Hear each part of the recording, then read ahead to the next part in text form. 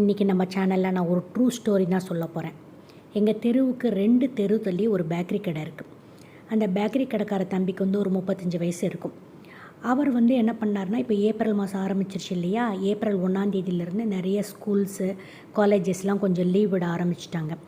அவர் தன்னோட பேக்கரியில் செய்யக்கூடிய அந்த பிஸ்கட்டு, கேக்கு எல்லாத்தையுமே செயல்முறையாக நிறைய இளைஞர்களுக்கு, இளைஞிகளுக்கு, அதே மாதிரி ஹவுஸ் ஒய்ஃப்க்கு எல்லாருக்கும் ஃப்ரீயாக சொல்லி கொடுத்தாரு.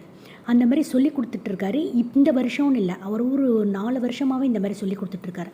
அந்த மாதிரி சொல்லி கொடுத்துக்கிட்டு இருக்கிறதுனால எனக்கு தெரிஞ்சு ஒரு 500 பேர்கிட்ட அதில் பலனடைஞ்சு தனியாகவே பேக்கரி வேறு இடங்களில் தொடங்கியிருக்காங்க. இப்போ இவங்க வீட்டுக்கு பக்கத்தில் உள்ளவங்க அடுத்தடுத்த வேறு இடத்துல, அதாவது இப்போது நாங்கள் கேகே நகரில் இருக்கிறோன்னா அவங்க மயிலாப்பூரில் அந்த மாதிரி வேறு இடத்துல தொடங்கி எல்லோரும் ரொம்ப வெற்றி பெற்றிருக்காங்க. அதேமாதிரி சிலர் வீட்டிலையே செஞ்சு ஆன்லைனில் சேல் பண்ணுறாங்க.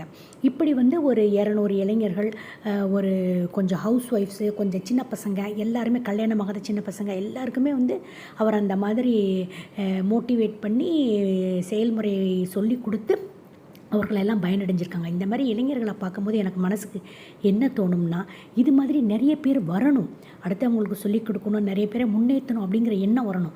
அப்படி எண்ணம் வந்தால் நம்ம நாடு நல்லபடியாக முன்னேறும். அடுத்து ஒரு சூப்பரான பதிவில் நாம் சந்திக்கலாம். அது வரைக்கும் காத்துக்கிட்டுருங்க. டாடா பாய்.